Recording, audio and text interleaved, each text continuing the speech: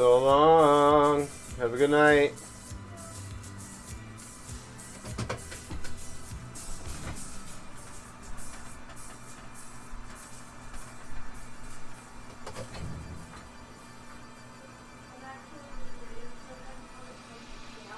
Huh?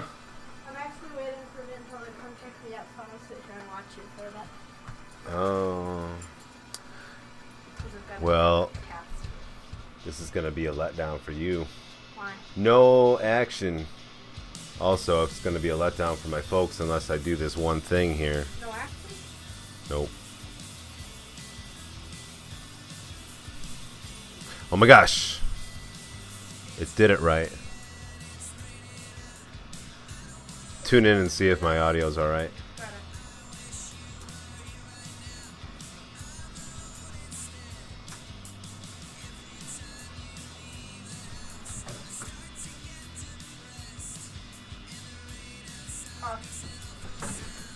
Hey! Hey, Maddie Gaming. You're my daughter. All right, let's see if we can have any fun doing this thing. How's this? That's yeah. It's a little back, but I switch over, yeah. But then listen to the audio and tell me if I'm echoing. All right, so this is the video that I am gonna do. Whoa, you're all stretched out. Crazy stretched out. I don't want you stretched out. Alright, well I guess that's what it looks like. This is the video where we look at this thing here. This would be my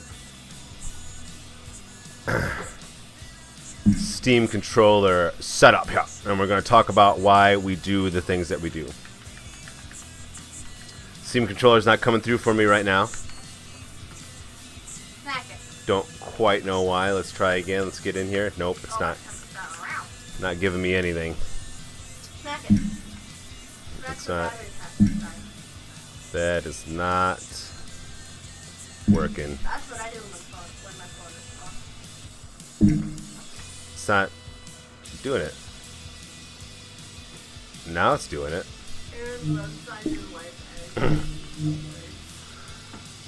Okay. What we have here is the stick on the controller. I chose a directional pad, and I also chose an 8-way overlap as opposed to a 4-way overlap or any of that stuff. An 8-way overlap allows you to go diagonal, basically. And then the overlap region I ended up turning way down, and for some reason it gives me a little bit more of an ability to get a herky-jerky sensation, like you know, when you're shucking and jiving to make yourself less of a target. It seems to be a little bit more responsive. I'm tempted to even try a little bit something else this round tonight. I've got no mode shifting going on, but you'll see I moved the dead zone way down to nothing, which I didn't like. I ended up putting it back up to normal. What's a dead zone? It's like it. Well, first of all, oh. Dead zone. D-pad events won't be sent within the dead zone. The slider can be visualized as extending a radius from the center outward. So the dead zone should be 0 for this. This is the dead zone the outer ring binding radius that I switched up, not a dead zone. So when I just move a little bit on here, I'm going to send left control, which is walk. And then I inverted it, so instead of like putting run or sprint on the outside binding, I brought the ring on the outside, which I set the size of using this option. I moved it to the inside, so it triggers when I do anything on the inside to walk, so that running isn't my, or so that the normal trot is not my default. And then when I go to the outside of the ring, push it all the way, then I'm doing the normal walk. And then if I click on it, the click is sprint. And then this one over here, people are using this as a radial menu, and I like that idea. Like if you a radial menu is if you just touch it, like a little custom-made window shows up. You can go and download little icons for it. It's all very cool looking. I should try it, but the notion doesn't seem right. I don't want to like deal with a menu. I just want to know that if I hit up or down, I'm going to zero in or up or down, increase or decrease on my sniper. If I tap left, it's going to give me a first aid kit, which is not as intense as the med kit, which gives you heals you up to 100%.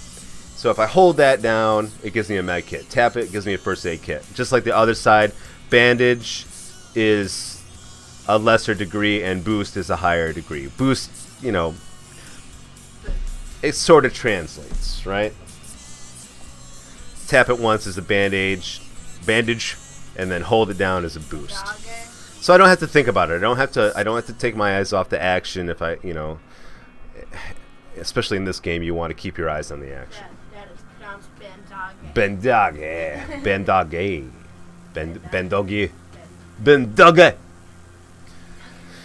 What do we have over here? Up and down buttons, or Y and A, will scroll me up and down through my weapons. I wanted to make that a more exacting of an action. Like I wanted to not scroll and possibly scroll past. Like I want to hit Y and I want to scroll up one weapon to the next one and then scroll down to the other. Now I do have a little bit to change on this one because B is, if I hold it regular, it's going to change my fire mode, and if I hold it on a long press, it'll hold my breath. But you'll see up here,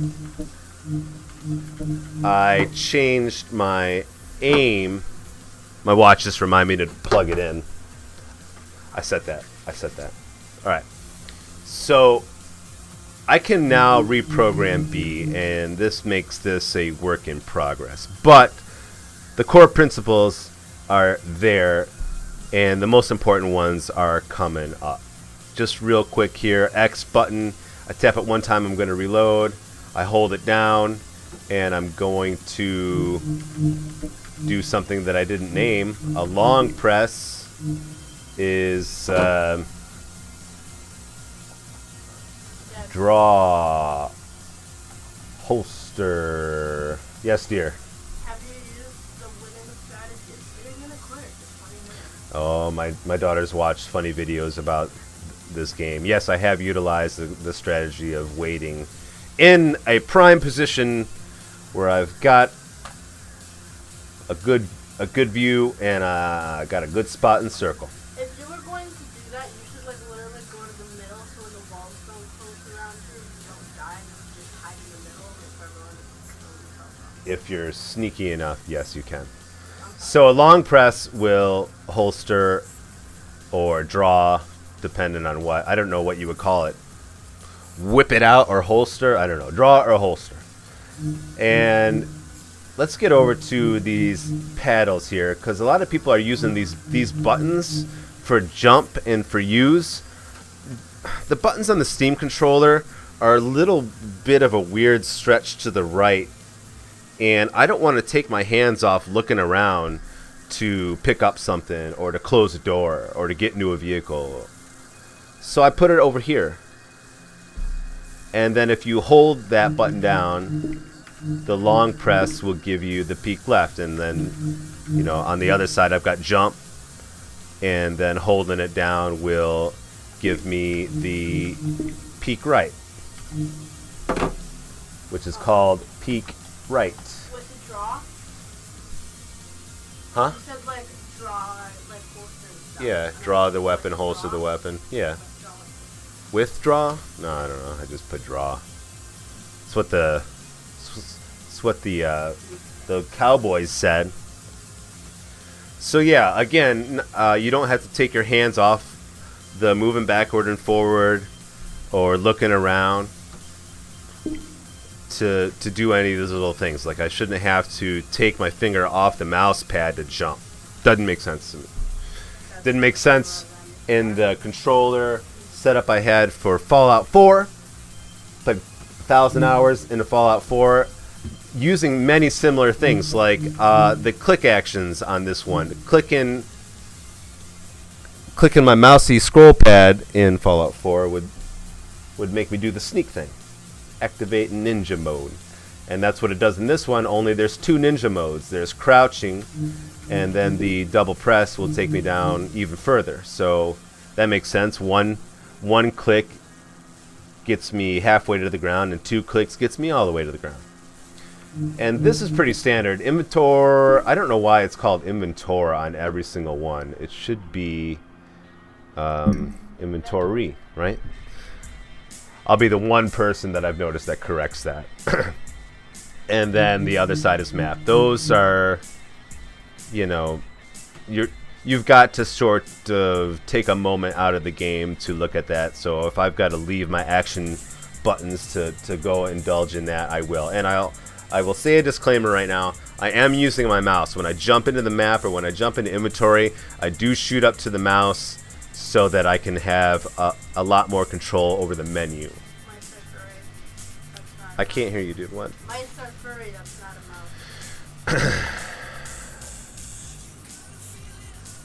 a mouse. The shoulder buttons here. The shoulder buttons here.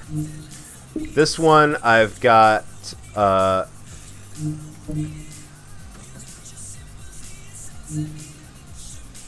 Oh, it should just be regular. Yeah, if I hold it down while I'm running, you get that free look where you can keep on running straight or doing whatever you're doing, and then swivel your head around like it's on some sort of freakish alien swivel, because you can go around and around and around. And then on the other shoulder button, I've got all my talk controls. I played duos a couple times. I'm getting used to duo playing with people, and I like it. I leave chat on. I go into settings and I leave it on always. But if I'm playing solo or if I'm off by myself somewhere, I'm gonna come pick me up in a bit. All right. Have a good night. Bye. Love you. Bye. When you're in single person, you don't want all this talking on stream to go over, so I put that on. I put talk on there, and double press will mute chat. Whoop. Which comes in handy in a lot of places. We looked at this controller earlier, so aiming and breathing come hand in hand.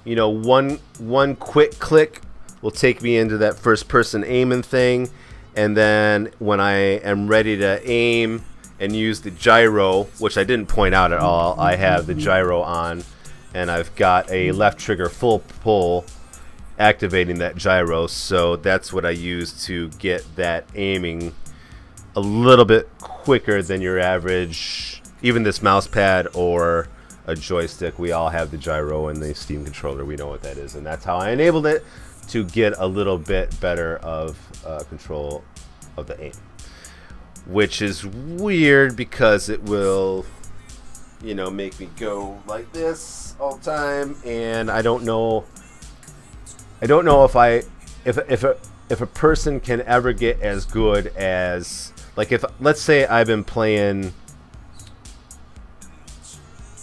first person shooter or King of the Hill type games for 10 years, and then I picked one of these up 2 years ago, the learning curve would turn me off. This is the first game I ever played that's like this, and I played more of a first person environment with this controller than I ever did with the keyboard and mouse. I tried keyboard and mouse with Fallout 4. There's too many buttons. I was playing on my couch when I first started playing that one, and I'm used to the controller. I'm more comfortable on the controller. I'm going to have more fun on the controller. Am I going to ever get chicken dinners? Probably. I gonna get chicken dinners 5 times in one night? No. I don't have the instincts of a killer. I don't have a savage mindset. I don't have the military strategy down. I may never get there unless a bunch of my kids move out and I somehow figure out a way to work half as much. There's a grandpa gaming. I can't remember his name. I just followed him a little bit ago, and he's sort of my idol. I am a different sort than that fellow. I'd probably keep a better eye on chat, but that's cool that he's doing it. And man, if I can keep at this that long, yeah, whatever game is around at that time, as long as like Steam controllers are around and everybody's not playing on like virtual reality headsets, I'm down. Because I should be pretty good with this thing and running around. Like I really don't have that bad of a time, but I come across people that are really super aware of how to shuck and jive and get around and make themselves hard to hit. And this game does not lend itself to training. I really ought to download another game where you can play in the same round and you respawn, and it's like the team that has the most kills wins, not you go in and you play, and if you find yourself up against like the 5th or 6th person that sees you, wants your blood because they're bloodthirsty animals, they're going to get my blood because I am prey. I currently have the mindset of prey.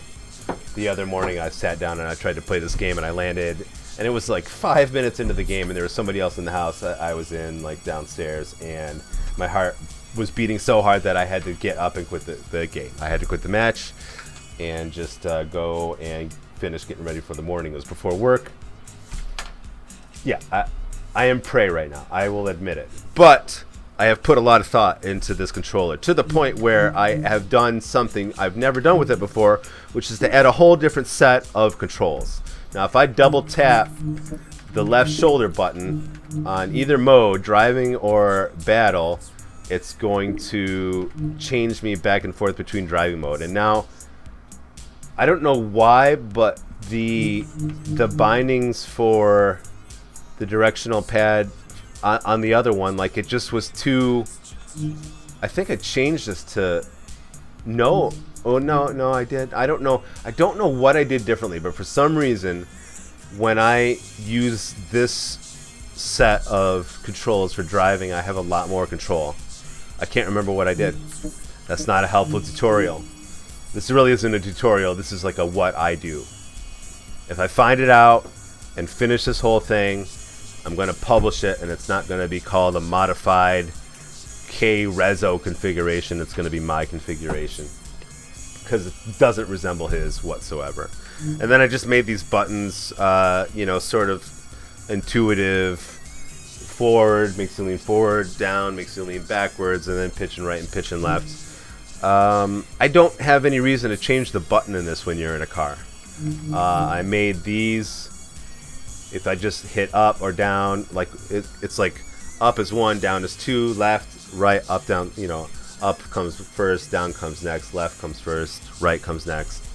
So it's 1, 2, 3, 4, and then if I just tap it, and then just to get seat number 5 in there, that's the one that I actually have to tap on to get to it. Really, the only reason to do that would be to get a strategic advantage if you roll up in a what is it? What do they people keep on calling it? They keep on calling it a UAZ in some of the videos. I guess it's a UAZ. And you can hop into the back seat and then get out using F, and then it pops you out the back of the car.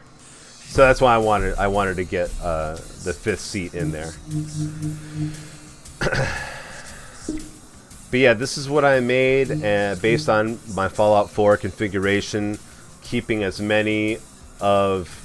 keeping your thumbs on the control and the camera, or the control, keeping as many hands on your feet and your head and your hands as often as possible, never having to leave these.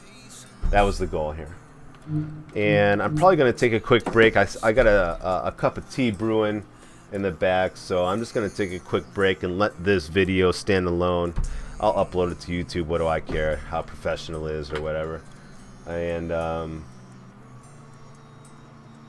yeah, I don't know. Hopefully we can have some fun tonight. Hopefully I'll get like a little bit better. Hopefully we'll meet some sweet people. That was what I was gonna say. Some sweet people.